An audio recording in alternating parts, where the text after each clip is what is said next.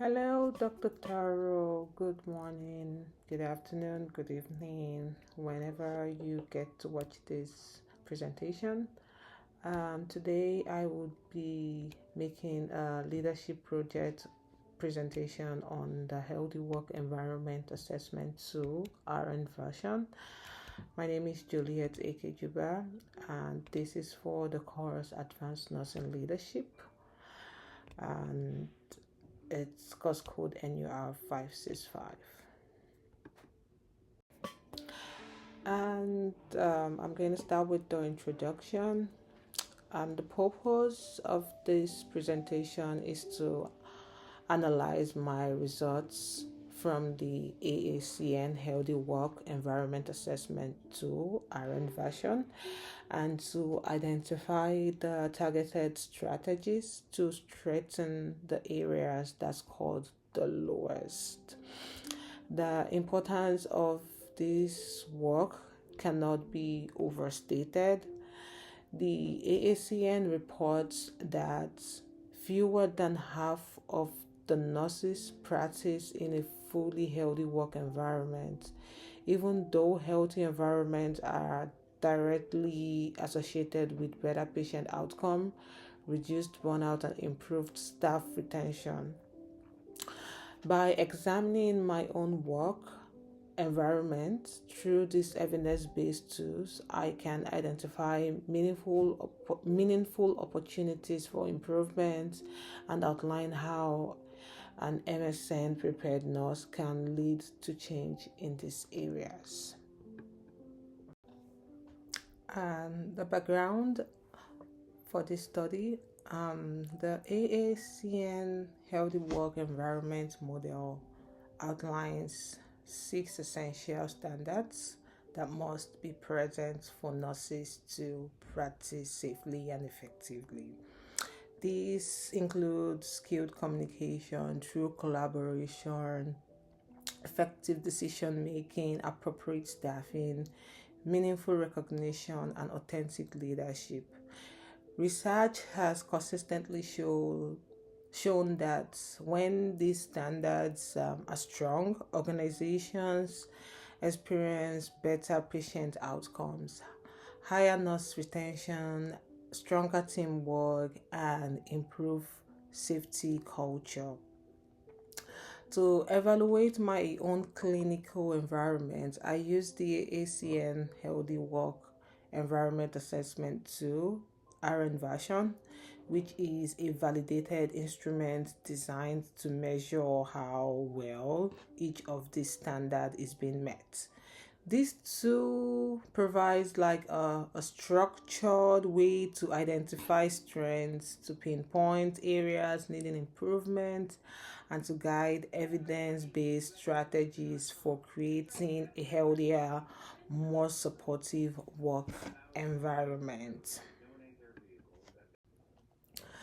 So I conducted this survey for the Forensic Psychiatric Unit 411 at the Department of State Hospital Metropolitan, with 28 nursing staff, both morning and night shifts, with a scoring point of 1 as being poor and 6 as being outstanding. Also, 1 as strongly agreed and 6 as strongly, no, sorry, 1 as strongly disagree and 6 to strongly agree. So here is my survey result. So the 3 lowest scoring standards were through collaboration, appropriate staffing, and authentic leadership. These areas represent the greatest opportunities for improvement and will be the focus of the strategies that I propose. So the first problem is true collaboration. For true collaboration, it was one of the lowest scores, and it showed that there was a lack in team members addressing conflicts in a respectful, timely, and effective manner, giving it the lowest score. So this indicates that there are a lot of unresolved conflicts. There were avoidance behaviors or tensions between disciplines. The score suggested that teamwork is present, but it was inconsistent. Collaboration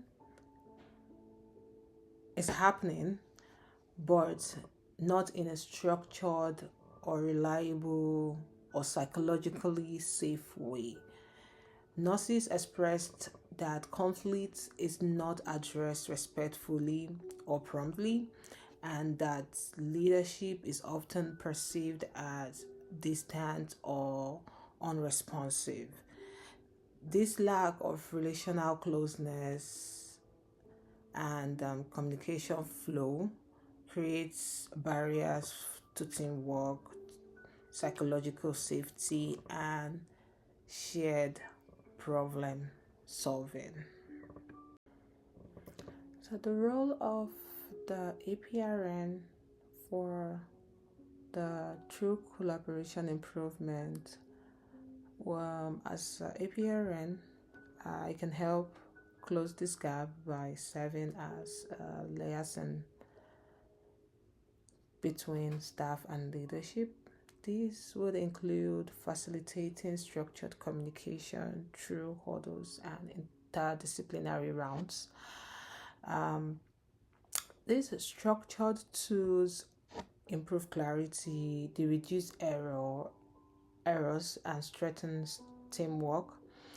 They also model effective conflict resolution behaviors and ensuring that staff concerns are communicated upwards with accuracy and transparency.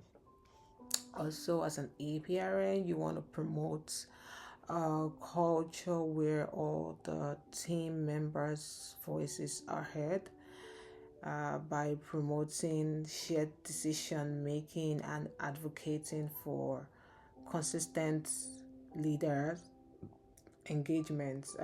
Shared decision making helps increase collaboration, autonomy, and engagement, and it can help rebuild trust and strengthen the collaboration across all levels of the organization.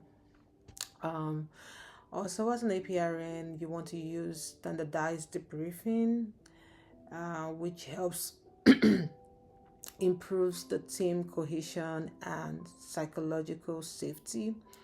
You also want to train staff in conflict resolution, because training in conflict resolution helps improve the team climate and reduces the breakdowns in communication. Problem 2, appropriate staffing. With appropriate staffing being one of the low scores, it reflects chronic understaffing, high patient ratios, or unsafe workloads. Appropriate staffing was another low scoring area.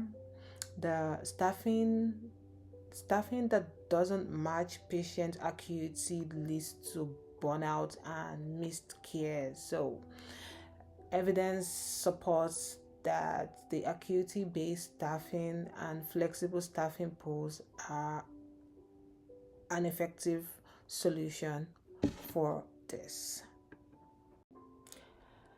And the role of the APRN in appropriate staffing improvement. An APRN would want to help advocate for models and participate in staffing committees, also support retention efforts that help stabilizes the workforce. As an APRN, you want to advocate for acuity based staffing. This is to help improve the patient outcome and to reduce the nurse burnout. You also want to advocate for the development for flexible staffing solution like the flex pools to help reduce overtime, turnover, and staffing gaps. You want to implement workload tools that would improve fairness and accuracy in assignment. So you want assignment to be fair and not someone having a heavier workload than others. So you help avoid burnouts. You also want to support onboarding and retention programs to help reduce turnover and to stabilize the staffing.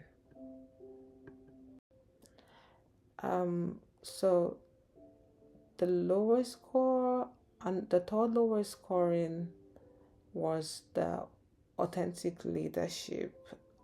Authentic leadership scored low also, which indicated that staff do not consistently experience leaders as present, supportive, or trustworthy.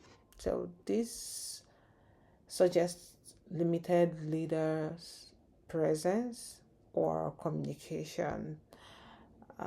Most of the leaders lack visibility, consistency, and follow through. The nurses perceived the leaders as inconsistent, unavailable, or not modeling the behaviors needed to support a healthy work environment. The APRN role for authentic leadership improvements. Evidence supports transformational leadership behavior such as visibility, transparency, and shared vision as essentials for building trust. As leaders, they should be present and accessible in the clinical environment. They should consistently communicate a unified and inspiring direction for the team, and actively support the nurses in decision making, voicing concerns, and contributing to the workplace environment. Together, these behaviors strengthens trust, it strengthens collaboration and engagement across the units. You want to advocate for leaders to increase their presence through rounding, as the leaders rounding help improves communication, it improves trust and engagement. Nurses expressed that the leaders comes in for rounding, but they don't communicate more with them. They just come in to sign. So communication is not, there's no communication between the nurses and the leaders most times when the leaders come in to round.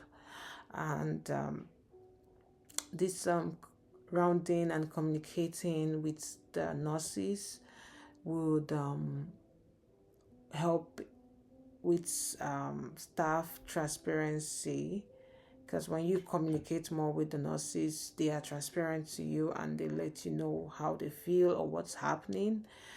That way you're building or strengthening the trust and reduce uncertainties and reduces uncertainties. Also, you want to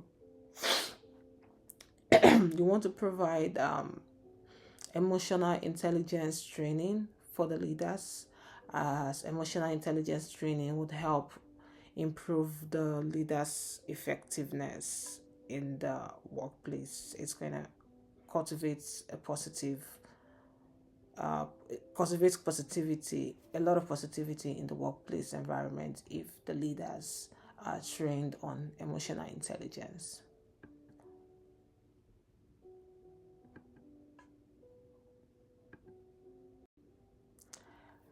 So leadership style. The leadership style that I believe is most effective for improving these areas or these problem areas that I have mentioned is, to me, is going to be the guardian leadership style.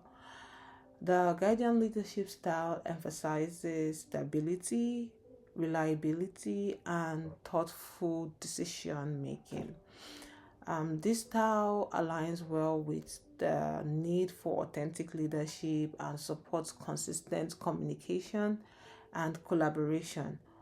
Alternatively, transformational leadership also fits well because it inspires change and it builds shared vision. What are the approaches to lead changes? A leader who fosters teamwork, recognizes strong performance, and encourage motivation creates a healthier, more engaged work environment.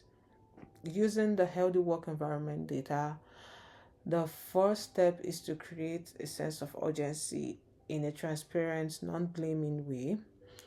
Um, Creating transparency would help staff understand why change is needed and build a shared vision for improving collaboration.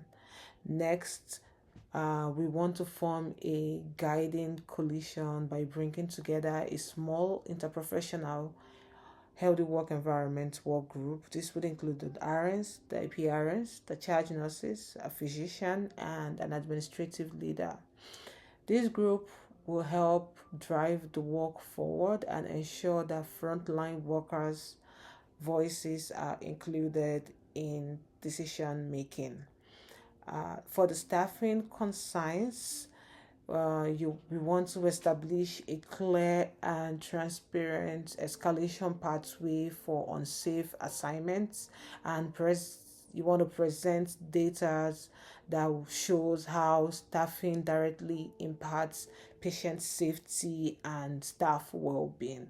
So finally, we strengthen leadership presence. We strengthen leadership presence by communicating a shared vision for the units, involving the staff in decisions, and providing meaningful recognition tied to specific behaviors and specific outcomes. These actions will help reinforce trust, engagement, and accountability across the team. In summary, or to conclude, the assessment has identified three critical areas needing improvement. By applying the evidence based strategies and strong leadership principles, the MSN prepared RNs can specifically or significantly improve the work environments, they can enhance patient outcomes and support staff well-being, committing to leadership that is authentic, collaboration that is meaningful, and staffing that is safe and equitable. These changes require intention and consistency, but they are essentials for creating a healthy work environment where both the patients and the nurses can thrive. So these areas needs improvements. This improvement needing areas would help in the nurse's satisfaction, the patient safety, and the organization culture. Thank you. And this page right here is the reference page. I had 5 references with the textbook as one. These are the places I got informations that was added in this presentation. Thank you very much.